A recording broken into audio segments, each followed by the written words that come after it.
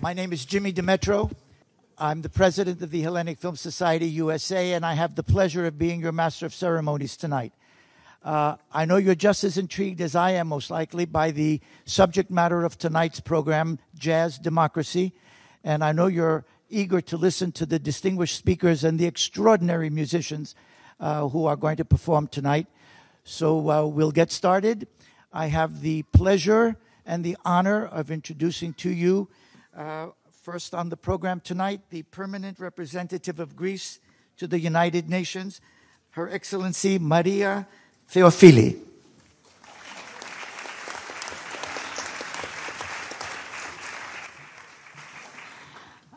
Thank you. A very warm welcome to you all in this event. As said, many of you could wonder what is the link between democracy and music, and in this case, a very special kind of music like jazz. You will find out during this event, but Greeks invented democracy because they were determined to apply their ideas about equality and freedom of expression to their everyday life. And in a way, jazz, more than any other type of music, gives to everyone the opportunity to experience it directly, to personally participate and be a part of a limitless forum of expression so unique and extraordinary. Let us enjoy this fusion of ideas and talent tonight here in this contemporary temple of democracy, United Nations. Before giving the floor to the panelists, each one is a great personality. I just want to thank each and every one of you for being here with us tonight, and thank all of you that worked in order to make this event possible. And just a reminder that a reception will follow, which I highly recommend as surprises continue. Enjoy.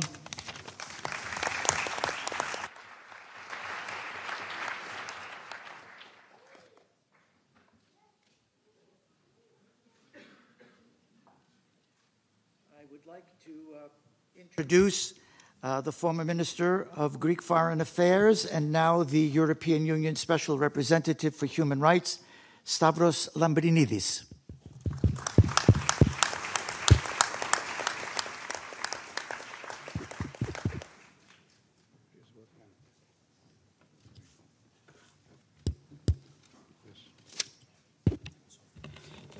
Dear friends, welcome.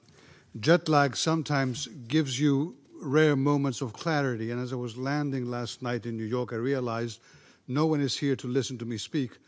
Everyone is here to actually listen to the music.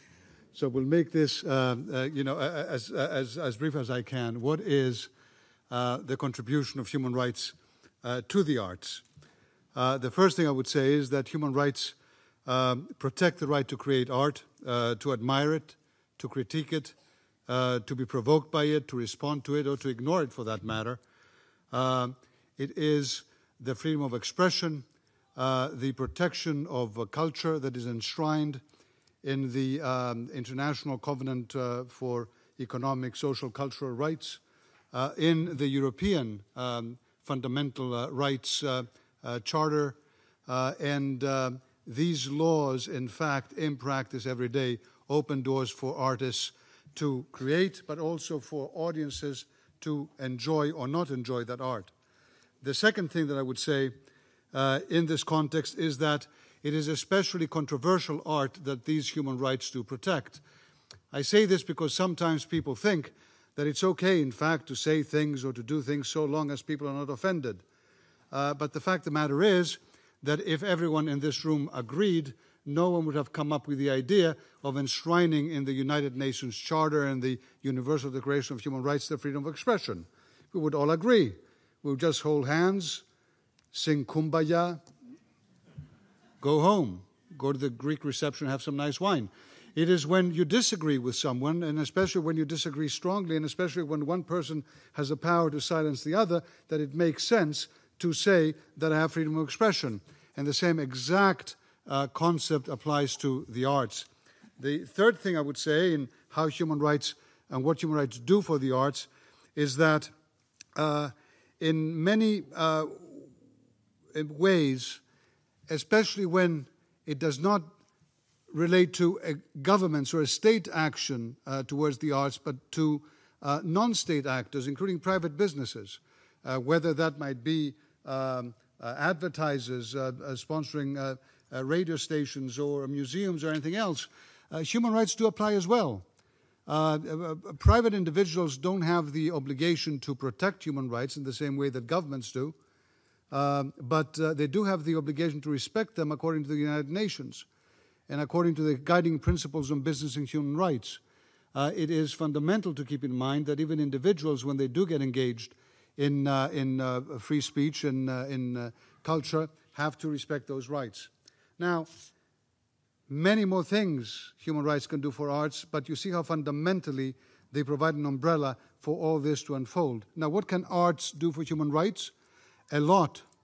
A lot. And perhaps we don't talk about this enough. The first thing I would tell you is that the arts reignite the belief in the importance of sparking conversations. Jazz and democracy. Jazz democracy, as Dimitri Vassilakis, dear friend, great musician, has called this enterprise. In a world today where people have stopped talking to each other, more or less they start shouting at each other, where there's such nationalism, such xenophobia, such very often hatred, such disappointment in institutions, all these things, where there are politicians, simple citizens, others who try to divide us between us and them. Jazz tells us that there's no us versus them. In fact, there can be no us without them. There cannot be the creation without the interplay of the ideas and the discussion. And I think that that is a remarkable message to send in a world that some are trying to divide. We have to stop that. And art, I hope, and jazz, I hope, can help us do this. Now, marginalized groups, many marginalized groups express themselves through art and in fact resonate and touch us in ways that words can't. Refugees, migrants, others in many societies can use music and use art, often do, to make themselves present, to make their humanity and their dignity present, to people that very often say, I don't want anything to do with them, I don't understand what they do. In many ways, art opens up this ability for us to appreciate humanity, which is so fundamental for human rights. Arts supports that. Arts, since I mentioned refugees and migrants, has another very important role to play when it comes to human rights. It very often soothes the suffering. If you look at refugee camps around the world, you see how children, through art, very often deal with the trauma of their existence. Now, mind you, that does not in any way resolve the human rights violations behind what got those children into those camps. And we should not fool ourselves into thinking that it does, but it does provide that kind of relief. Now, art as well chronicles human rights abuses. Think of how many photographs, works of art, music you in your lives have seen or listened to that have awakened you to human rights abuses around the world in ways that words have never done. Picasso's Guernica is a very famous example, of course, of a piece of art dealing with the bombing of the population during the Spanish Civil War. Hurricane, a Bob Dylan song, brought to spotlight attention in the U.S. on the racial biases of the justice system. There's so much that art does to document and highlight, and then hopefully to bring resolution. And I should say, finally, art appeals very often to emotion as much as it does to our minds. Those of us, like myself, politicians, others doing human rights, very often find ourselves caught up in hard discussions, rational discussions about human rights, and we tend to forget that many decisions are being taken not just on the basis of thinking, but on the basis of feeling. And jazz and art does appeal to those feelings. It bridges in spite of language or nationality. And I hope that Dimitri and the remarkable group of musicians here today will help us bridge and will help us celebrate the power that art and jazz has to support democracy and all these ideals. Thank you. I'm grateful for the invitation.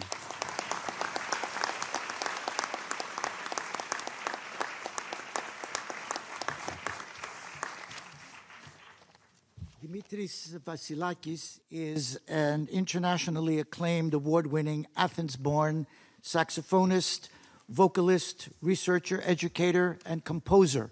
I'm going to ask him to put aside the saxophone for a moment and come to the dais to say a few words to us. Okay, thank you. Right here. Okay. All right. Thank you very much. It's an honor and a great moment for me and for so many great friends and collaborators that were here addressing the UN about jazz democracy. So I will try to be brief. It started as a TED talk back in 2013, and then developed as a mini festival at the London Jazz Festival, where I tried to bring some young musicians, young generation, to play also from Greece. And then I was very happy to accept the invitation by the Greek Permanent Mission, and we are here with you today. I'm gonna describe a little bit what happens when a jazz group plays. So to understand a little bit about the concept of jazz democracy. So when you see a jazz group, it's like you have an open forum discussion where everybody's feeding ideas, and we have equality, we have acceptance, okay, and also we're doing this without breaking the hierarchy. So that means that if you come down to a club or a concert hall to listen to my group or Dave Liebman's or some of a great band, and you come to listen to my agenda, I mean my pieces or his pieces, whatever. But then you will appreciate everybody in the band in the end. And probably when you leave the concert hall or the club, you might be, you might felt that you were moved by somebody else even more. Although the agenda was there. The pieces were there. So everybody was actually supporting what I was doing. But they don't support that, supporting what the leader was doing. They don't support that just because they have to. It's just a very natural thing. If we don't work like that, it doesn't sound good. If we don't collaborate, it doesn't sound good. And now I come to something that Stavros just said. It's about when we have differences, when we have disagreements. Because jazz is not a perfect world. We have our disagreements. There are many differences in style, and some people don't like some others who play in a different style or whatever. The thing is that when we get together and we play together, in order to this art form to sound good, we have to collaborate. And we collaborate equally in a sense that everybody's feeding ideas to the other. I would compare it to a basketball game where, that the guys they know what they're doing, they're great in their skills and everything, but the thing with jazz is that we don't play against anybody. That's the difference, which is, I think, a very creative thing. If you go down to a jazz club and you witness what happens at a jam session, then you'll understand what exactly is the essence of that art form. Also, I would say that it's like a theater where everybody's playing the leading role.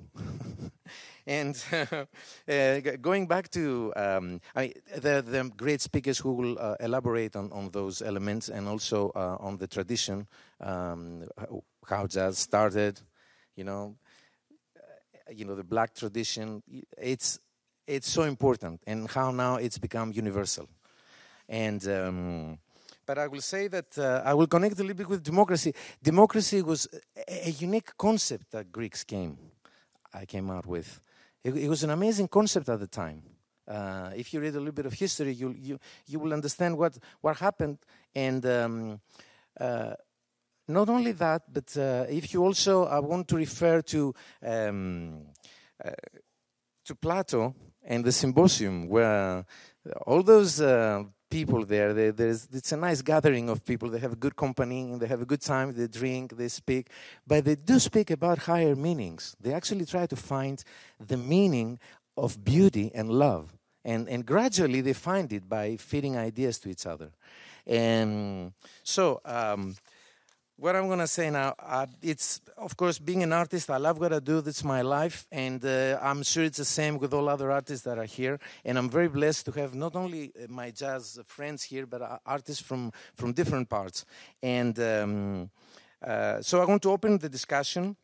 And I say that we're gonna have my mentor here, Dave Liebman, who played with Miles Davis and Elvin Jones. We have Jeff Tenwatts, an amazing drummer here, and we have Esiet, of course, bass player Silvia Cuenca, another amazing drummer. Benito Gonzalez from Venezuela, great piano player.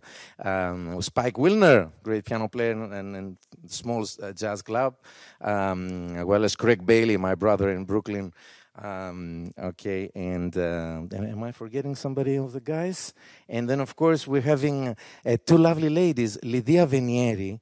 She's going to contribute more as we go along. We just see her design here, but we're going to see some more beautiful stuff in a minute. And our great friend, Jean Bresciani, Isidora Duncan International Institute. She's going to talk about movement and the connection, improvisation, and the Delphic ideal. And also two great friends and journalists, Aidan Levi and Bill Milkowski, who they will talk about Freedom Suite by Sonny Rollins and the international jazz scene in New York. So before I close that, I want to say, a comment about our place in the world as artists and how I conceive that. I believe that we are all humans, animals, plants, whatever, etc. We're all beautiful, spirited, negotiating or communicating structures. We need one another. So when do we take this example from jazz and communicate better with equality, respect, appreciation, acceptance? And so I want to close this speech and I say that on the second part, we're going to negotiate some jazz for you. Thank you very much.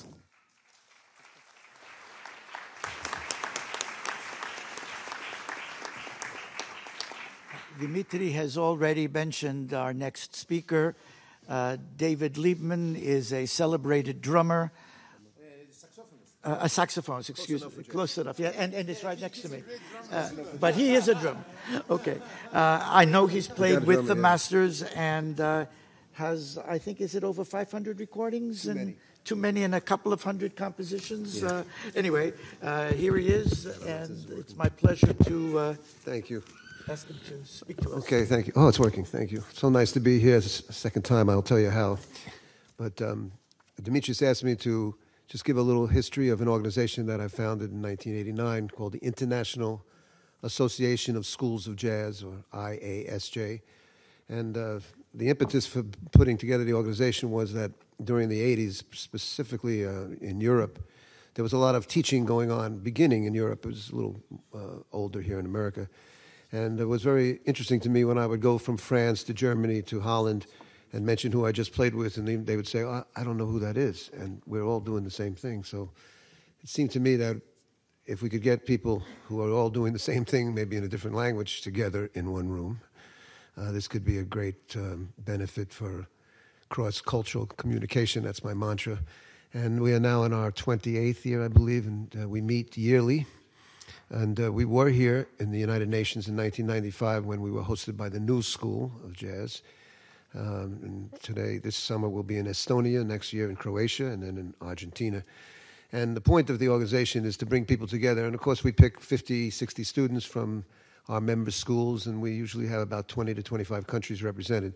And all I can tell you is that if Charlie Parker or Louis Armstrong or one of the greats came back and saw what's going on with education in this music, they would not believe what's happened.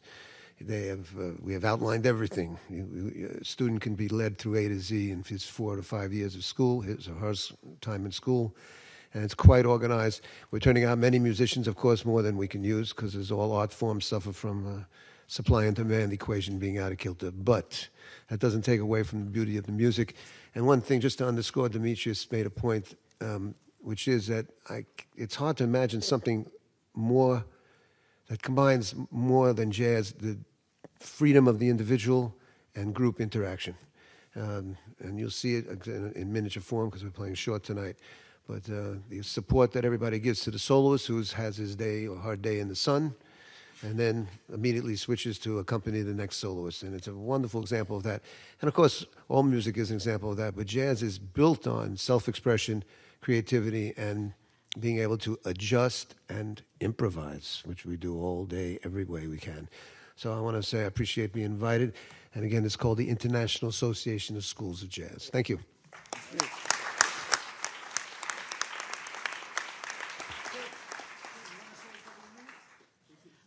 I did promise you a celebrated drummer, did I not? Yes. A little prematurely, but I would like to introduce a man who's admired worldwide, Jeff Kane Watts. Yes, sir.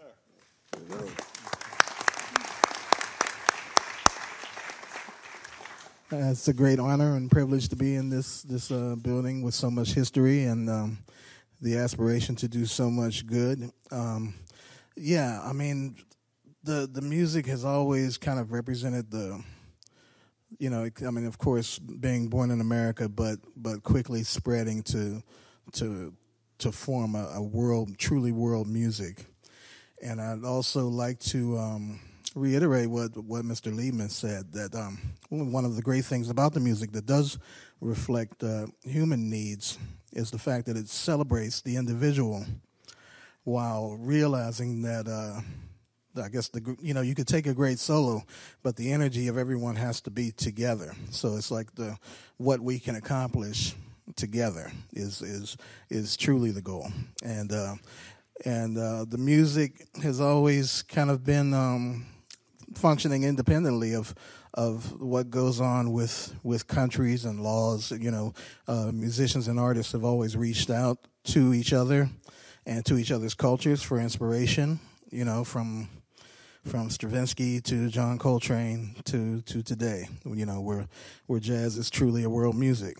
I guess another point that relates to the human condition is the concept of improvising, where musicians can get together from completely different backgrounds, but there's kind of a template, or just like a basis where you know, like as Duke Ellington says, there's good music and bad music.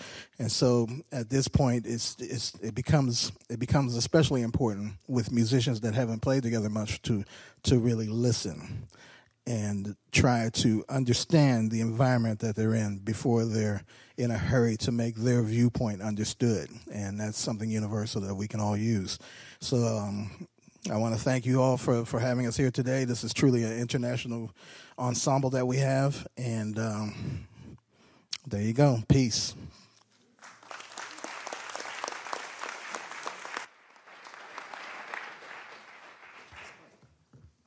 Our next speaker is an acclaimed jazz pianist who is associated with one of the historic jazz clubs in New York City, Smalls. I'm happy to introduce Spike Wilner. Thank you. Thank you very much. And I just wanted to also thank Dimitri Vassilakis and, of course, the Permanent Mission of Greece here at the United Nations for having us and also recognizing Jazz Day as an event. My name is Spike Wilner, and as you mentioned, I'm a jazz pianist. I became involved with Smalls Jazz Club, which is a jazz venue located downtown in Greenwich Village on West 10th Street, 7th Avenue. Thank you.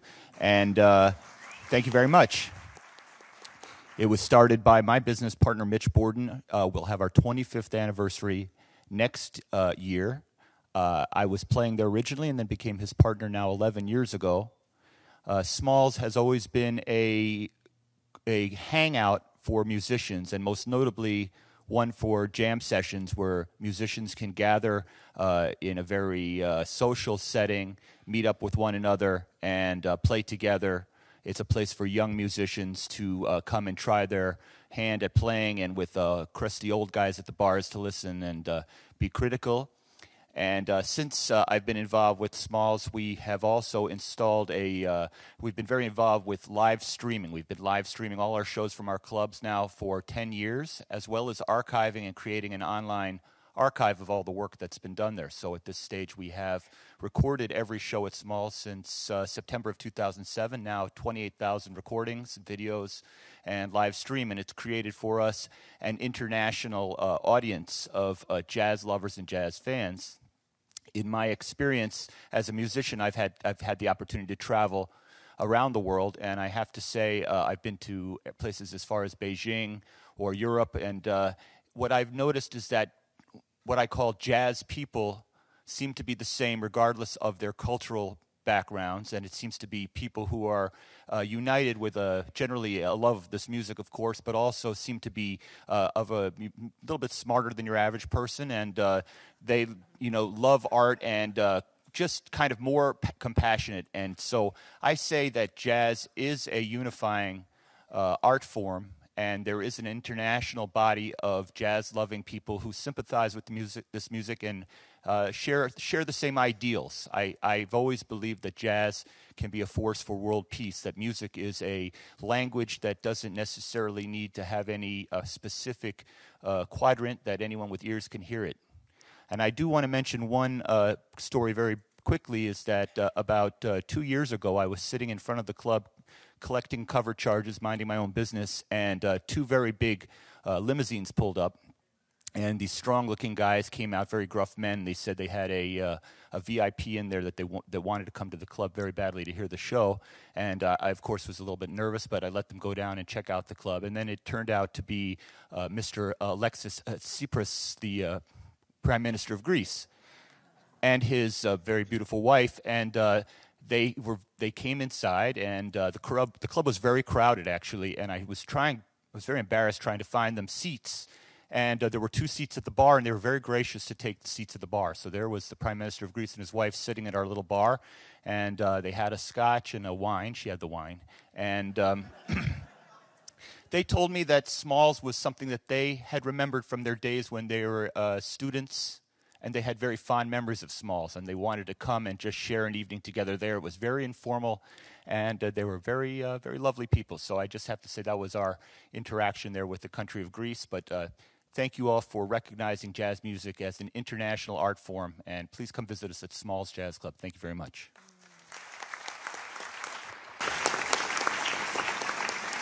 Spike, I would expect the Prime Minister of Greece to be drinking ouzo. Well, he was actually quite knowledgeable about single malt scotch, I have to say, and we had a brief conversation, and then he made a exposure to the political world. Oh, yes. Well, our next speaker is a jazz critic and author, a frequent contributor to Jazz Times. It's my pleasure to introduce Aidan Levi.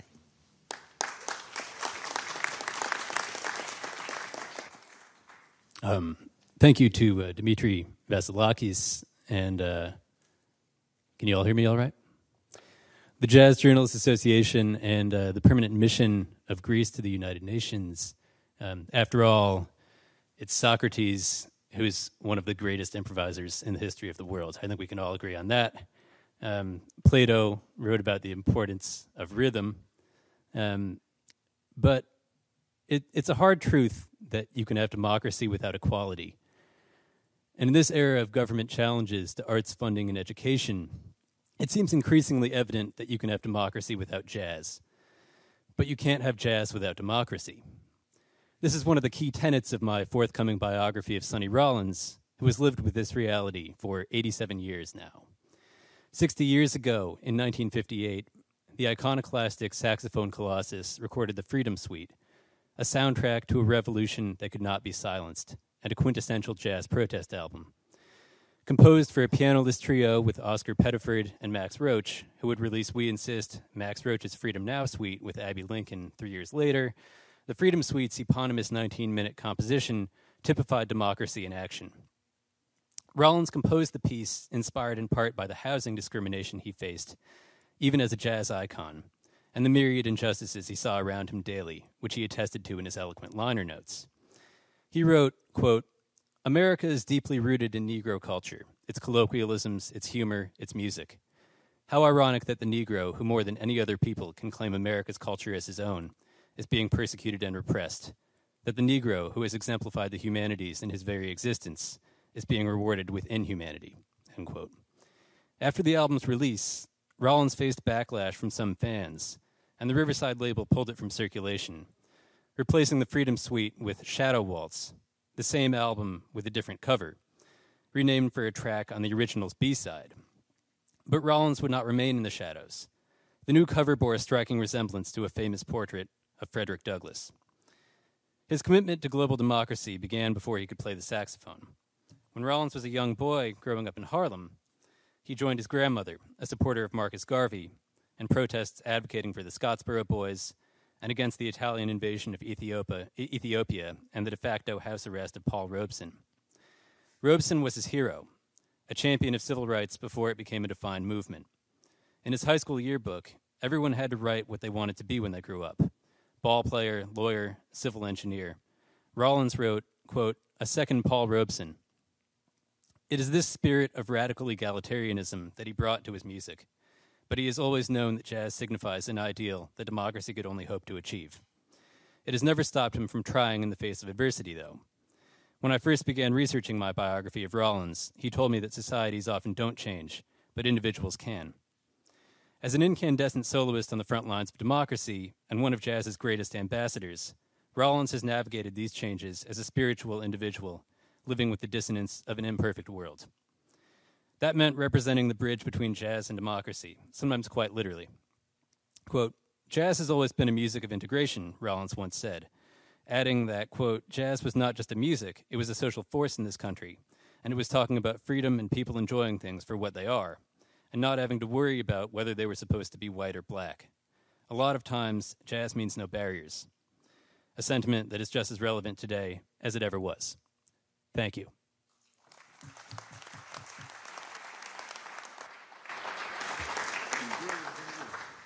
Our next speaker is an author and journalist, a frequent contributor to Downbeat, Bill Milkowski. Hi. I'd like to provide some historical perspective on some of the great jazz ambassadors over time. The music we call jazz has been circulating the globe for 100 years now. Today, musicians from all over the world have learned that language and have put their own unique spin on it, creating an ever-expanding vocabulary for this century-old music. But let's go back 100 years to early 1918. As World War I was drawing to an end, Lieutenant James Reese, Europe's jazzy Hellfighters military band, began performing concerts for British, French, and American military audiences, as well as introducing French citizens to the Hellfighters' syncopated sound, a kind of bridge between ragtime and jazz. Another early jazz ambassador, New Orleans clarinetist and soprano sax ace Sidney Bechet, brought his hot jazz sound to the United Kingdom in 1919 as a featured soloist with Will Cook's Southern Syncopated Orchestra at concerts in London, Glasgow, and Edinburgh. 6 years later, when Josephine Baker became the talk of Paris in La Revue Negre, Bechet was a part of that show. The same year, 1925, Philadelphia-born pianist and bandleader Sam Wooding performed the music of Duke Ellington in Berlin, followed by engagements in Russia, Hungary, Italy, Spain, Belgium, Scandinavia, and Turkey. Clearly, jazz, that great American export, was on the march globally. Louis Armstrong, perhaps jazz's greatest and most charismatic ambassador, toured England for the first time in 1932 and returned to Europe the following summer for concerts in London, Scandinavia, Holland, Belgium, Paris, Italy, and Switzerland. Duke Ellington would make his first European tour in 1933, playing his anthemic "It Don't Mean a Thing If It Ain't Got That Swang" throughout the United Kingdom. The following year, trumpeter Buck Clayton, later of the Count Basie Orchestra, took his Gentlemen of Harlem abroad for an extended engagement in Shanghai, China. By the mid-30s, there were thriving jazz scenes in Denmark, Belgium, England, France, and Scandinavia. From 1955 on, Louis Armstrong traveled the world as a goodwill ambassador, spreading jazz from country to country. His popularity among soldiers and civilians on both sides of the Berlin Wall was legendary. Armstrong recalled in an interview that during a 1955 concert in West Berlin, fans slipped over the Iron Curtain to hear him play. 10 years later, Louis would perform a historic 2-hour concert in East Berlin, which was also broadcast on German television.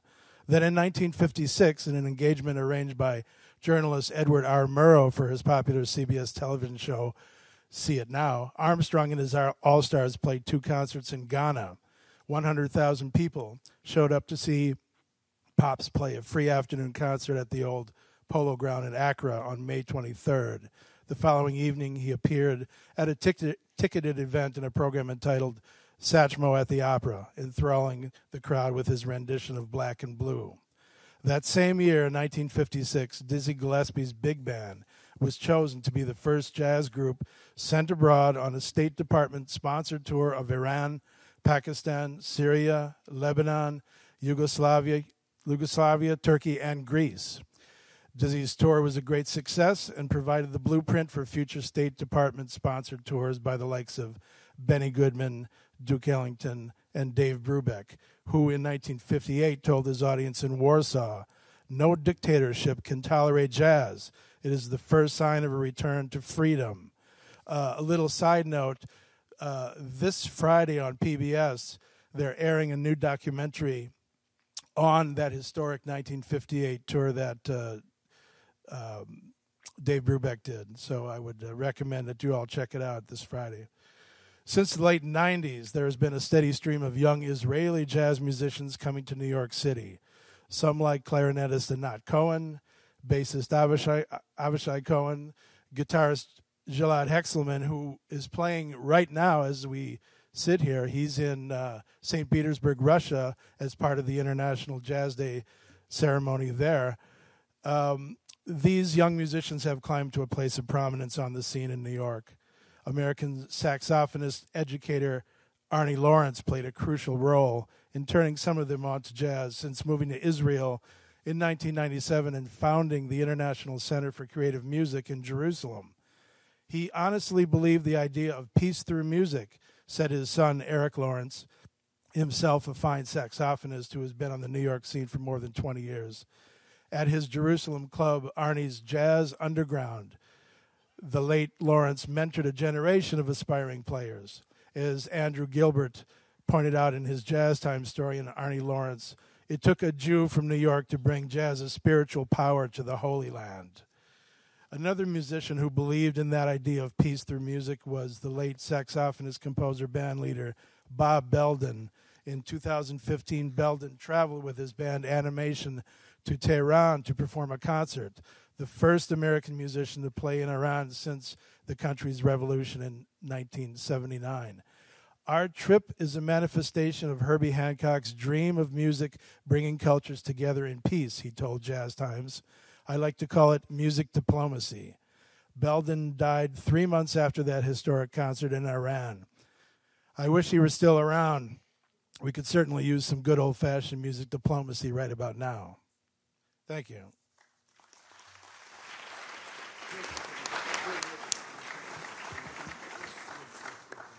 Our next speaker is the founding director of the Georgia Tech Center for Music Technology.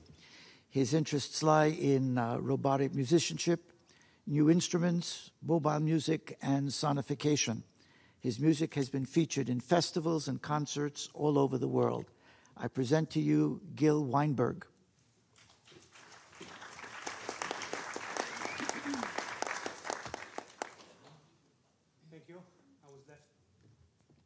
Thank you.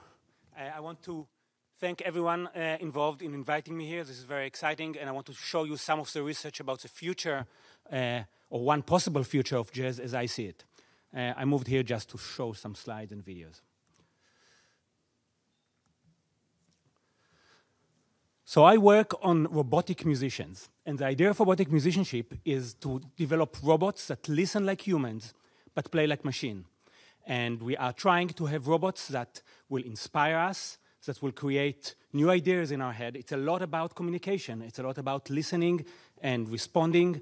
And I will address in a second the question, will robots replace us? And I think they will not. I think they will inspire us and will enhance us. This is one of the first robots that we developed, and we just heard about Israel. This is a concept from Israel where Arabs and Israelis play together with a robot as facilitator, listening to them, understanding music like humans, but then improvising and creating new ideas based on algorithms that humans will never come up with. I'll show you some example. And by the way, look at the darbuka player who just met Hailey, the robot, that morning, as the first time that he heard how he responds to his music. We need to hear music. We need to hear music.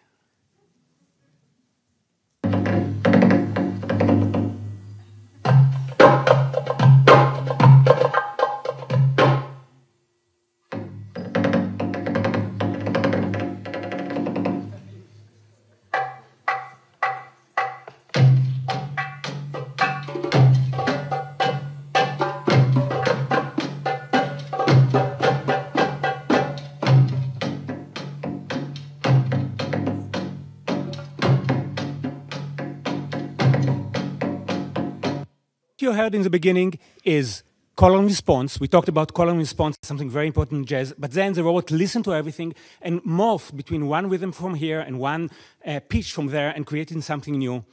We then moved to something that actually can play, a new robot that can play pitch and can understand harmony and melody. And it also has a head, so it can groove with you and move with you. It understands a beat, and it can look at you to facilitate turn-taking. All of the great stuff that we all know and appreciate in jazz. Let me show you a short clip of how, similar to the first clip, I play, Shimon the robot listens, and then come up with new ideas that hopefully will inspire me.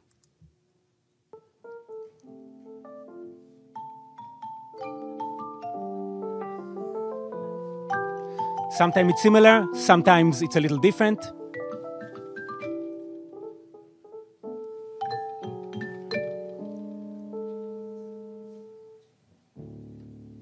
Now I give it a beat. It detects a beat. Now Mason Breton, my student, is improvising. It listens to it, so it looks at Mason just to make sure that we are all together. And now, based on what I played, it will come up with its own idea. That's the beat that I gave. It's in D. And now it starts to play ideas that both me, Mason, and the drummer are responding to. Here's another example where we gave the robot chord progression. We taught him all of the rules of jazz based on machine learning and based on rules, and then it just improvises based on the chords that I'm playing on piano.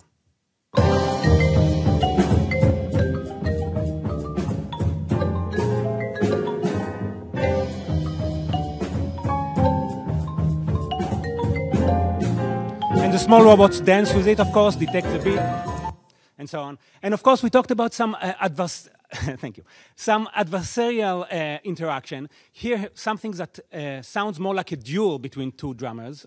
One drummer is a human, one is Shimon, who is a percussionist. But then see how together they come up with something together out of this back and forth. A little contentious, but enough to create maybe democracy, peace, and harmony.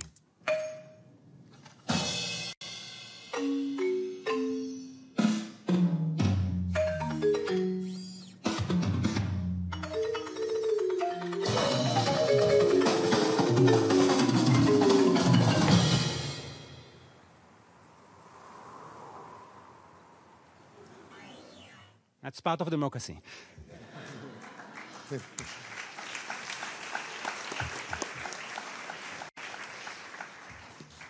I think the most exciting, or one of the most exciting approaches is when robots and humans merge together to create cyborgs. This is Jason Barnes. He's an amputee drummer that saw some of my robots online and told me that he lost his arm in an accident. It was about 6 years ago. He was devastated, and he asked if we can build him an arm that will allow him to play again. So, of course, we developed an arm for him, but I said, how about we push the envelope? It will have 2 sticks. One stick responds to your muscle movement.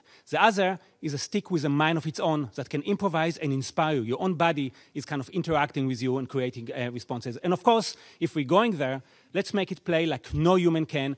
Each stick plays 20 hits per second, much faster than any human. So together it's 40. Let's see what we can do with this. Let's see how technology and robot... I'm sorry, but... I see the cats there. Yeah, go. Let's see. Let's see it out.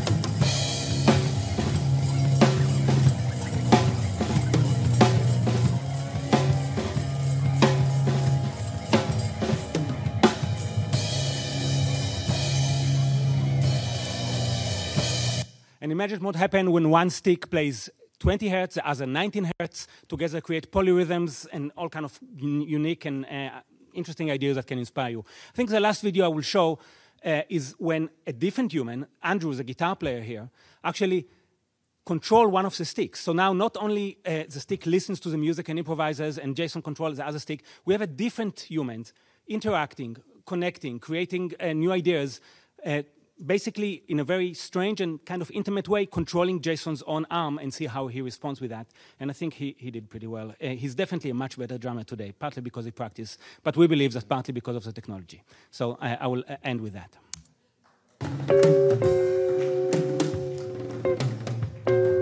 Every chord from Andrew, the guitar player, changes the speed of the drum.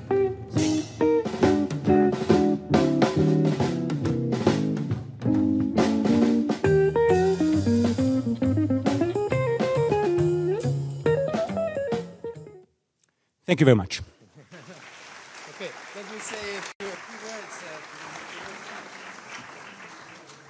words.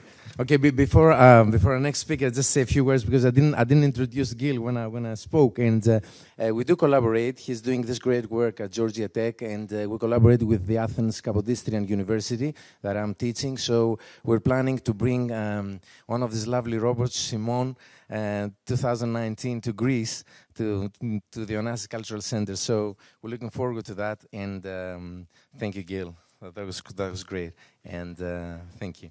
So, Gil, are you working on an MC robot? You safe. I'd like to introduce Jean Bresciani. She is the director of the Isadora Duncan International Institute in New York. Jean.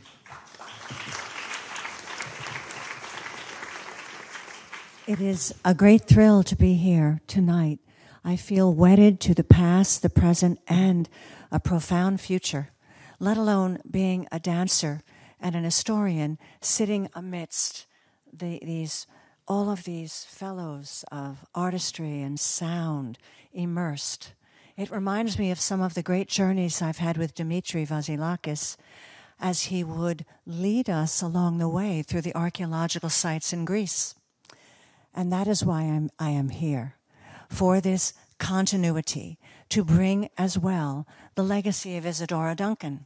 She was also an American foundress, the foundress of modern dance. She was called the Muse of Modernism, also the impetus behind the first really permitted dance improvisation upon a Western stage to music of all kinds. The other mission I bring with Dimitri and his beautiful wife, Elena Michalou, is the Delphic Game Reinstatement Project. This we share with the wonderful Mayor Emeritus of Delphi, Greece, Panos Kaltis. The Delphic Games were second only to the Olympic Games in the ancient world, but they also entailed dance, music, poetry, song, theater, philosophy, myth, with sport.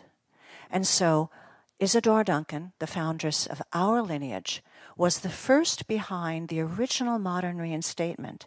She died before it occurred, but her relatives brought this to bear, Eva Palmer and the great poet Diogorus Angelos Siklorianos. And so tonight I am privileged to be a representative, to wed the Isadora Duncan legacy, the Delphic Games, to jazz here at this amazingly honorific institution, the United Nations, not foreign to Isadora at all, for her work was considered a great legacy for peace. She was considered the first citizen of the world, surely the first woman doing such. And she also was for the dance for every living person. She traveled the globe as far as Russia, Mongolia, all over Europe, far and wide, South America. She had come at that turn of the last century to remind the Greek people of their profound inheritance in arts, philosophy, and mythology. She wore their garments. She said, "This, I must be the standard bearer of this great legacy, and we must bring it to bear in modern form. Thus she produced what she called improvisationally the movement of the soul. She brought art and ideas together, holding on to the values, the virtues, and the valor and bravery it takes to be an essential original self on a stage or anywhere in life. She was an inspiratrix, I call her, and an animatrix. We are here in this center, which is a symbolic center, a symbolic, in a sense, navel of the world for peace, much like Delphi, called the navel of the world in the ancient days.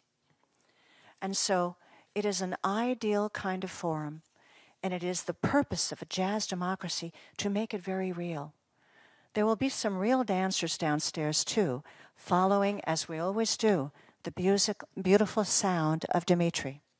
So I invite you to get down to the reception as soon as possible. They will only dance at the very beginning.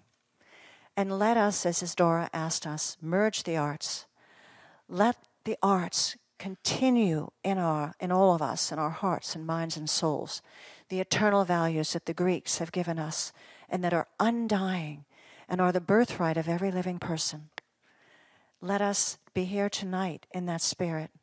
Let us hear the mother cry, the brother cry, the father cry, the sister cry of all creation when we hear this sound emerging from these great artists. And if I may dare to ask you to rise just for a moment now and do what we call, what Isadora called, over 100 years ago, the universal gesture. Could we rise?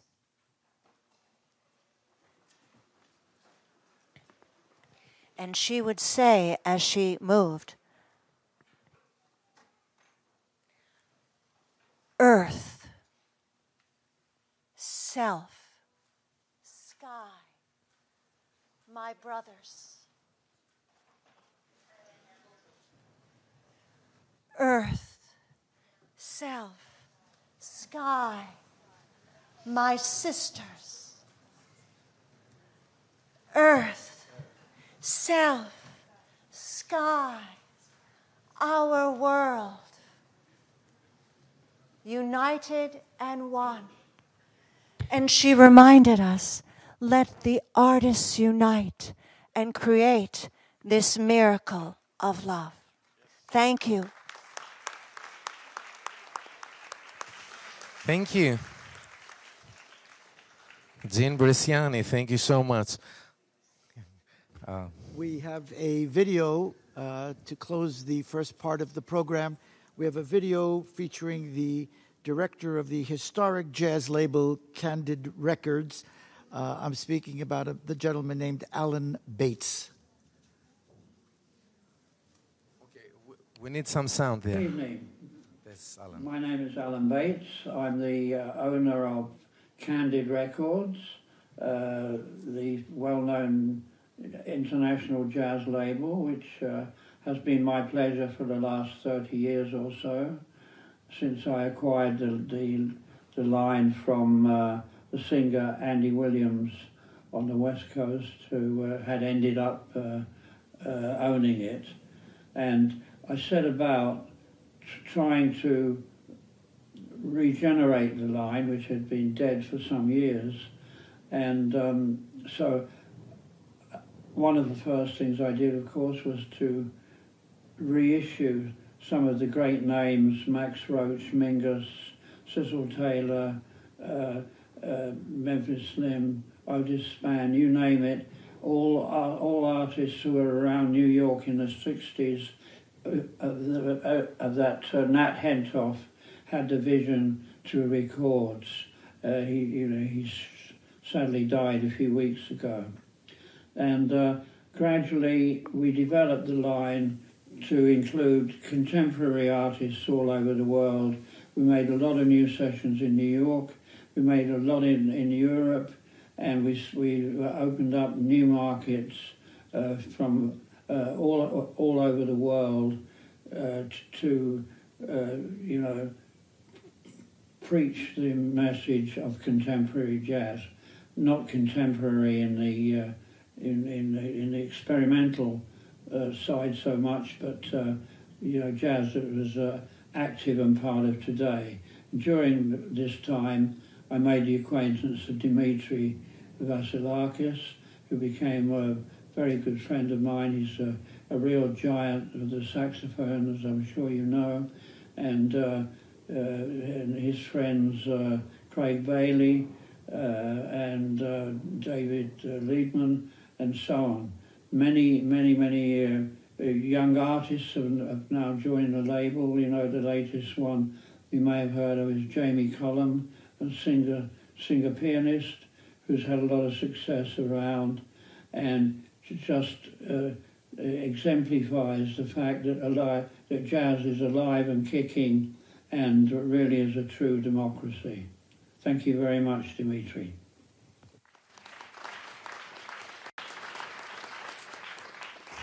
We move now to the musical portion of the program, and before we do, I'd like to thank the Greek Deputy Permanent Representative, Dionysios Kalamvrezos, and the staff, and of course the staff of the Permanent Mission who have worked so hard to present this evening's program. Thank you very much.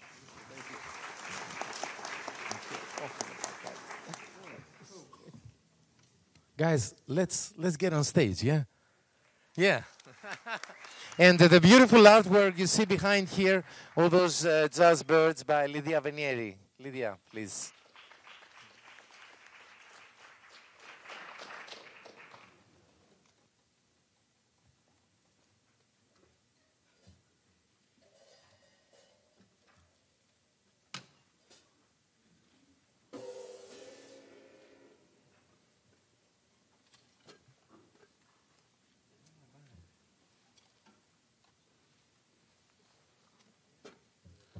So we're going to start with Aegean Samba from our first album with my brother here, Craig Bailey. And we did this for Alan Bates. He was 90, he's 92. He was great that he was able to do that video and send it to us. It's really moving. So we do Aegean Samba first.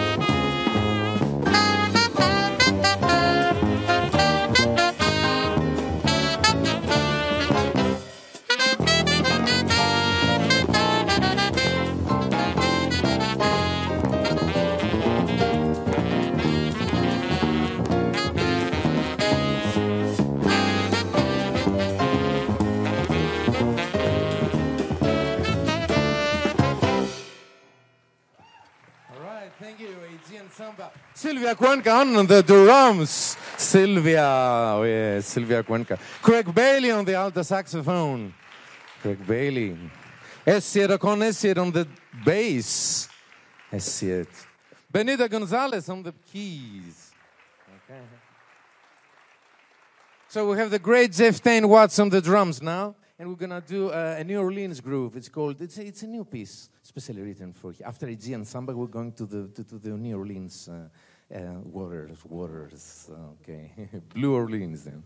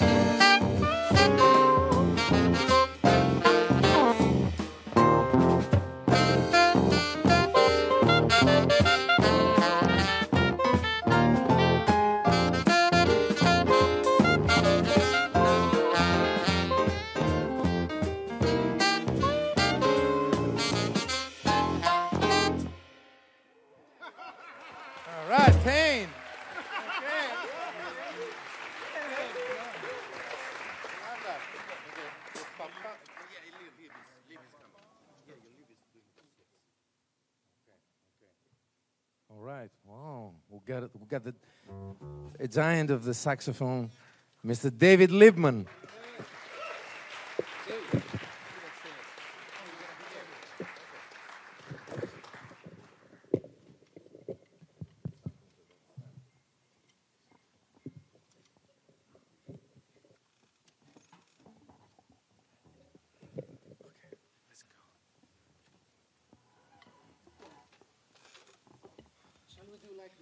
Two bars. We're going to give it to God. Okay. Now we start the theme, okay?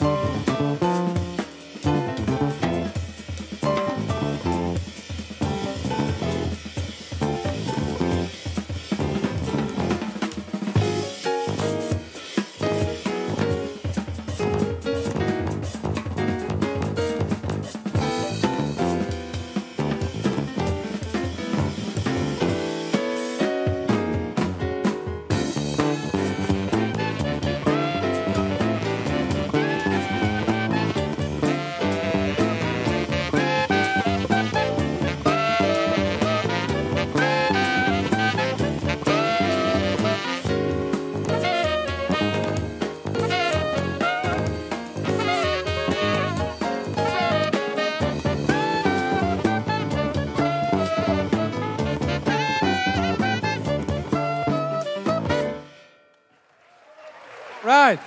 That was Pacify's Dance from the Labyrinth album that Dave Liebman produced for me back in 2001. And this beautiful artwork by Lydia Venieri.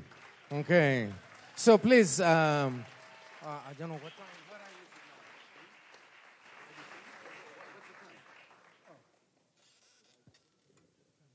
Okay. Nestor, you want to come and play blues? Yeah, let's play a B-flat blues for Nestor.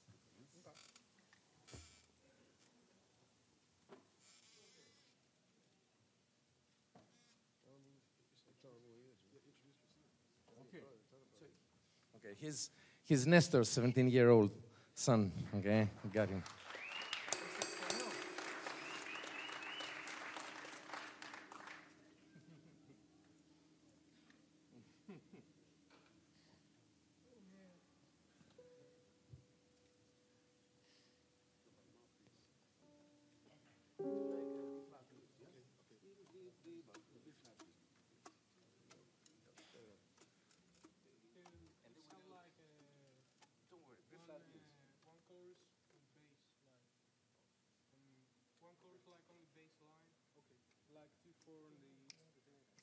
Okay, it's okay, it's okay. It's all right. Let me go to the... Okay. 1, 2, 3, 4.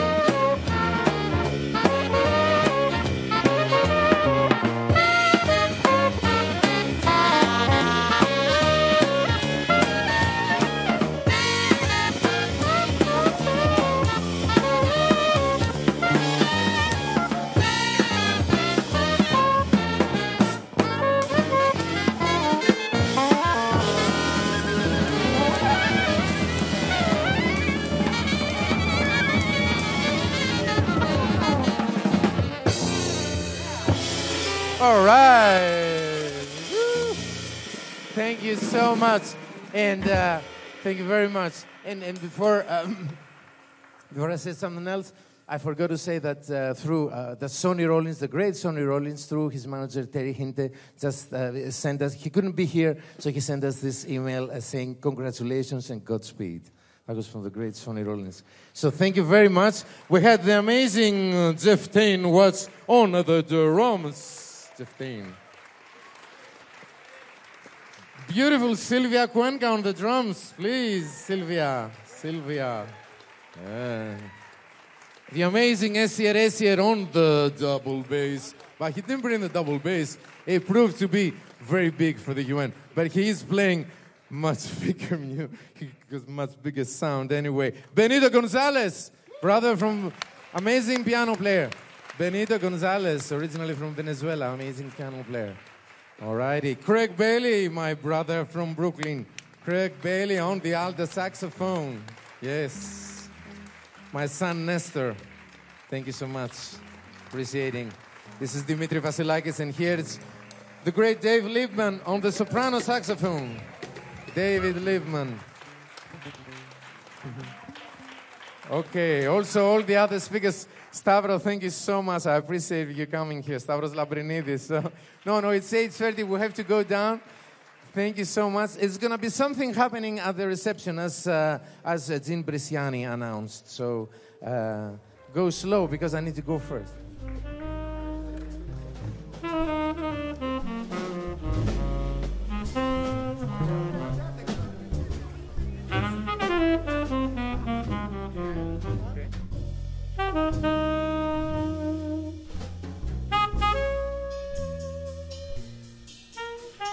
Okay.